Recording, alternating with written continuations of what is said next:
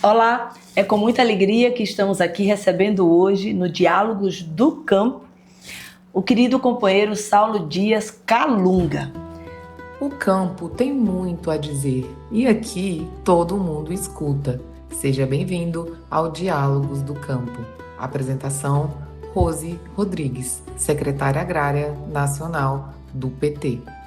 É um gestor público, tem vasta experiência, secretário nacional de Meio Ambiente do PT. Bem-vindo, Saulo. Muito bom ter você aqui conosco.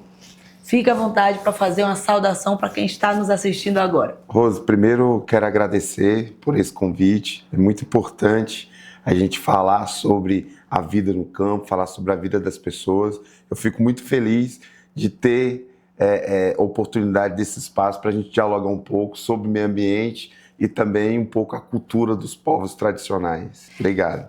A gente que fica aqui muito orgulhosa e maravilhada de recebê-lo aqui.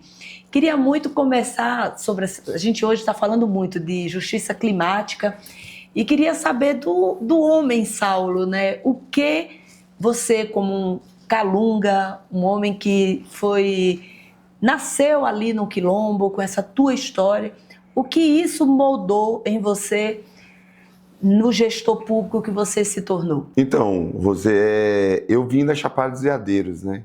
E a questão, assim, fica no Nordeste goiano.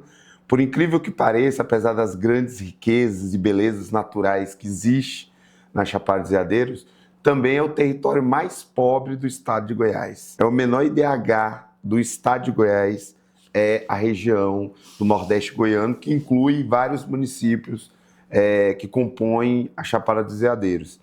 E uma questão que sempre me incomodou muito é exatamente isso.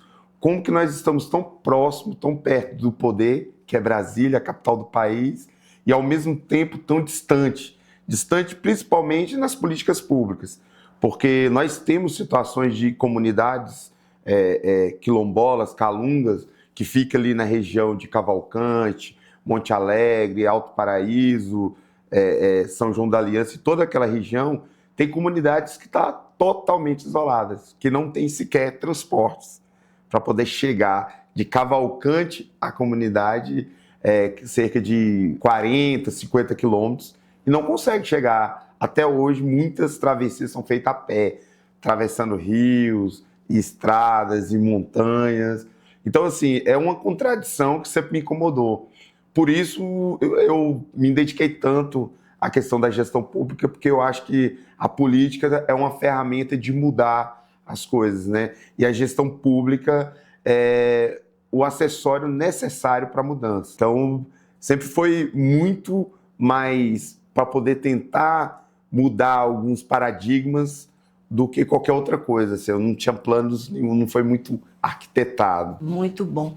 Mas meio ambiente, às vezes, as pessoas sempre associam achando que é só a questão de cultivar árvores e esquece, muitas vezes, o ser humano, né, que habita naquele... E somos natureza.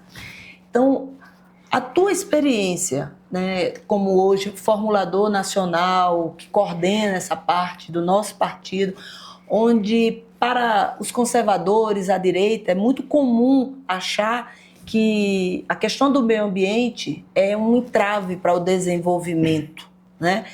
E dentro dessa concepção, como gestor, você que também teve experiência com a juventude, com a habitação no Distrito Federal, como esse encontro, nesse momento, da importância do meio ambiente com a questão agrária, mostrando que os impactos ele atinge tanto quem está na cidade como quem está no campo, na periferia e numa comunidade quilombola. Como que isso tem sido trabalhado na perspectiva do partido? Então, a primeira questão é trazer a centralidade da pauta ambiental para a política. Eu acho que hoje está cada vez mais, mas hoje em especial por conta da COP30, a discussão ambiental, as mudanças climáticas se tornou um assunto muito mais popular, as pessoas falam mais. Mas os impactos, eles já vêm acontecendo, né, na vida das pessoas, E esses impactos, ele é ruim, né, economicamente, socialmente, de todas as formas. Mas vamos dar um exemplo muito claro aqui. Nós temos um estudo que demonstra que Brasília, até pela superpopulação que existe em Brasília hoje, que a água em Brasília só dura mais 50 anos. Que daqui 50 anos, se não fizer ações urgentes agora, daqui 50 anos Brasília não vai ter água para comportar seus 4, 5 milhões de habitantes que vão estar residindo daqui 50 anos aqui em Brasília. E o impacto disso também tem a ver com a questão da alimentação. Se nós não preservarmos o meio ambiente, se a gente não conseguir fazer com que a gente crie áreas de reserva, que é dali que a gente chama de caixa d'água, são dali que abastece os rios, as grandes bacias, nós vamos criar um problema, porque não tem condições de produzir alimentos sem água. E o que nós viemos falando o tempo todo não tem contradição você preservar e você produzir. O país pode se desenvolver como nós achamos que tem que se desenvolver, mas com preservação ambiental, porque é questão de sobrevivência. As periferias do Distrito Federal hoje já sofrem com isso, a falta de água. E é um objetivo simples. Se não existe água, não existe vida, né? Nós temos a questão das florestas, do cerrado, que o cerrado brasileiro, por incrível que pareça, muitas pessoas acham que a caixa de água do país está na Amazônia, e não é, porque os grandes rios começam a sua existência exatamente no Cerrado, no Planalto Central. Então o Cerrado é a caixa d'água dos grandes rios desse país. E nós precisamos preservar. Hoje, a questão da agricultura, que é importante para a economia, é importante para a vida das pessoas, mas nós temos que fazer isso de uma forma equilibrada. Se a gente não tiver o cuidado devido com o meio ambiente, não adianta nada a gente produzir e daqui uns dias não ter mais como produzir. Então, para que a produção seja sustentável, tem que existir a preocupação com o meio ambiente e com a sustentabilidade. Na periferia de qualquer lugar do país, as pessoas estão morrendo por ondas de calor, as pessoas estão com limitação e contenção já de uso da água e cada vez tende a piorar, sem contar esses desastres que acontecem de enchentes, ou deslizamento de terra e outras mazelas, né? Problema respiratório, tudo isso tem a ver com o meio ambiente. Às vezes as pessoas, como você diz, a árvore é um animal que tem extinção, tem que proteger. Não, a vida tem a ver com o meio ambiente. Nossa vida faz parte do meio ambiente. Então, se a gente não conseguir fazer com que o planeta consiga viver, muito menos nós vamos conseguir sobreviver. Maravilha. Então, assim, urge, né, esse modelo de uma educação ambiental muito amparada mesmo nessa relação homem-natureza, mas sem apartar, né? Nós somos natureza, não tem vida sem a natureza. Então, assim, queria, nesse momento onde o Brasil sediou a COP, o partido esteve lá, você, mas todo o grupo que formula, discute como que essa questão climática hoje está atingindo todo o país. Qual o balanço que você faz da COP ter sido realizada no Brasil e quais os grandes encaminhamentos que com certeza vão impactar nos próximos anos? Primeiro, assim, o Brasil ele tem uma vocação para o desenvolvimento sustentável, né? Até porque nós temos todo tipo de clima nesse país, né? Os nossos biomas, a variedade de climas dentro dos próprios biomas é riquíssimo. Não existe lugar nenhum no mundo um país com essas condições climáticas que tem no Brasil, tão favoráveis. A COP, eu acho que foi muito simbólica, primeiro ter acontecido no norte do Brasil, no Pará, um estado tão rico ambientalmente falando, e o povo culturalmente, e principalmente, Rose, serviu a COP. Ela, apesar da gente não perceber a prática das políticas sendo implementadas, que é um processo um pouco mais longo, mas para o país e para o mundo, serviu primeiro para mostrar para o mundo que o Brasil tem disposição, que o governo do presidente Lula tem total intenção de fazer com que as políticas públicas elas estejam casadas também com a questão da sustentabilidade, com o meio ambiente, sempre pensando como podemos desenvolver ambientalmente sustentável, mas para o Brasil serviu para o Brasil se ver. Porque às vezes quem mora no Centro-Oeste, muito pouco pensava e conhecia como é que é a região Norte, a situação da vida do povo e todo o ecossistema da região Norte, o Nordeste. E eu acho que você pegar um assunto tão importante quanto o meio ambiente e transformar isso na principal pauta das televisões, das redes sociais e todos o meio de comunicação falando da COP, fez com que o povo brasileiro conseguisse se enxergar e principalmente participar um pouco desse debate. Então, o resultado da COP é positivo, né? Só que a COP é a primeira etapa, é o evento. Agora nós precisamos fazer com que aquelas ações que foram pensadas, discutidas, formuladas, elas se tornem prática na política e na vida real das pessoas. Eu acho que isso talvez seja a nossa maior tarefa. A COP é só a porta de entrada. Que maravilha. Então, na tua opinião, essa questão nos processos eleitorais, as pessoas sempre acham que o apelo é sempre maior para a pauta da segurança pública, para a questão da saúde, da educação, e o meio ambiente fica sempre uma pauta em terceiro, quarto plano. Depois de todas essas catástrofes que vêm acontecendo no mundo e vendo o quanto nós somos responsáveis por toda essa questão climática, como que você avalia que hoje falar de justiça climática é também politizar a questão hoje da crise climática? Como você avalia estar hoje sendo colocado também como plataforma na política mesmo, dos planos de governo, dos partidos, de um modo geral, e do nosso, né? Claro. Rose, a política ela tem um combustível, é o povo e o voto. E numa pesquisa recente agora, produzida pela Unesco, aqui no Brasil, mostrou que 75% dos jovens que estão aptos a votarem nessa eleição de 2026 colocaram como importante ou muito importante a opinião dos seus candidatos sobre o meio ambiente. Isso significa que é um eleitorado grande que se preocupa com o meio ambiente e eles querem saber exatamente qual é o compromisso daquele candidato quando vai pedir voto ou pedir apoio com a pauta ambiental.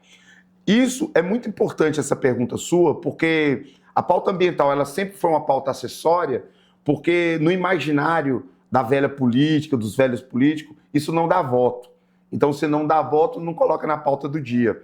Mas é totalmente ao contrário. Cada vez mais o povo está mais preocupado. A juventude, a partir dessa pesquisa e outras, mostra que quer saber qual a opinião dos seus governantes sobre a pauta ambiental e principalmente propostas para a pauta ambiental. Mas também tem um outro fator, que é a popularização da pauta. Então, hoje, o bom candidato é aquele que sabe falar sobre a pauta do meio ambiente. Então, eu acredito que essa eleição de 2026 vai ser um marco. Político que não falar sobre meio ambiente, que não apresentar proposta para a questão da crise climática, ele vai perder voto. Então, os que querem ganhar voto precisam se inteirar e precisam entender como é que está o problema climático e, principalmente, construir soluções, ajudar a pensar soluções para a mudança, que eu acho que é possível e depende de cada um e cada uma. Esse debate com relação à questão do meio ambiente sustentável, ele ganha mais corpo, sempre tradicionalmente, no campo mais ideológico da esquerda, porque a direita, muitas vezes, atribui essa discussão a um atraso, algo que emperra para que possa estar aquela coisa de desmatamento, de grandes plantações de grande escala. Tanto é que em governos conservadores a gente vê o desmonte, o ataque que sofre o Ministério do Meio Ambiente, como são perseguidos órgãos como a FUNAI, próprio IBAMA. Como você tem acompanhado, depois que o Brasil passou por um processo de um governo conservador, essa retomada né, do nosso partido governando e reestruturando também essa questão e o maior controle das queimadas e esse desempenho do meio ambiente, Ministério do Meio Ambiente, FUNAI, IBAMA. O que você teria para falar do que está acompanhando com relação a esse modo de governar? Não, primeiro dizer que nós realmente estávamos num verdadeiro desmonte do Estado e do sistema de proteção ambiental aqui no país. O governo anterior, ele acabou com todas as formas da proteção ambiental, seja em decretos, em portarias, seja sucateando aquelas carreiras que fazem parte do sistema de proteção ambiental, como IBAMA, ICMBio e outros órgãos que também trabalham na questão ambiental. O presidente Lula, assim que retomou o governo, o presidente Lula vem demonstrando que tem condições de se desenvolver o país, porque isso é um pensamento atrasado da direita brasileira, que acha que se não desmatar não tem como produzir mais, se não poluir o rio não tem como fazer mineração e outras coisas. Então isso é uma forma errada, atrasada de se pensar. Não é moderno pensar que ou é uma coisa ou outra. Tem condições de se fazer as duas coisas e fazer de uma forma equilibrada. E o presidente Lula vem fazendo isso. Primeira coisa, valorização, teve aumento salarial, contratação de novos servidores de carreiras de proteção ambiental, equipamentos. Só para você ter uma ideia, Rose, tinha um helicóptero do IBAMA para olhar todo o Planalto Central. Todo o Planalto Central tinha uma única aeronave. Se acontecesse alguma coisa em outra região do país, essa aeronave ainda era deslocada para lá. Só o presidente Lula colocou à disposição mais de 8 aeronaves para poder ajudar a fazer esse mapeamento, sem contar os convênios que o próprio IBAMA tem com o Exército, a Aeronáutica, para também ajudar nesse processo de fiscalização e proteção, principalmente na região norte, onde a situação estava mais crítica. E isso é uma demonstração de que, se você tem boa vontade e você pensa no futuro, você consegue sim desenvolver o país e, ao mesmo tempo, proteger o meio ambiente. E, Rose, não precisa desmatar nem 1 metro quadrado para dobrar, triplicar a produção que já existe hoje. Então, isso é uma falácia, é uma mentira de que a esquerda é contra o desenvolvimento do país. Ao contrário, nós não só somos a favor do desenvolvimento, como nós pensamos o país para hoje, para amanhã e para depois. Por isso que nós somos tão preocupados com a pauta ambiental. O meio ambiente é fundamental para o desenvolvimento desse país. Que maravilha, muito bom te ouvir. A gente vai se aproximando para o finalmente do programa, né? Do nosso videocast, quem está nos assistindo, e tenho certeza que está aqui muito maravilhado. Principalmente por estarmos aqui conversando de uma pauta que é futurista, né? Tem como se alimentar sem comprometer o futuro de quem vai nascer amanhã. Então, queria muito, Saulo, te agradecer, falar da importância de ter no nosso partido um olhar, uma pessoa como você à frente nessa formulação. Fique à vontade para você falar aqui para quem está nos assistindo agora da importância, né? Qual o recado você, um calunga, um quilombola, um gestor público, um militante da pauta ambiental, qual mensagem você teria para passar para o povo brasileiro, direto aqui do Planalto Central? Primeira mensagem nós só vamos conseguir transformar a partir do momento que todo mundo tiver isso como compromisso. Porque não existe vida sem o meio ambiente e não existe o meio ambiente sem as pessoas. Nós fazemos parte de um só sistema, isso é um círculo fechado. O planeta é um círculo fechado. Então, tudo que você faz aqui impacta diretamente a você. Quando você joga o lixo no chão, ou quando você vai lá e desmata sem necessidade, você está se auto-atingindo. É uma coisa que vai e volta para você.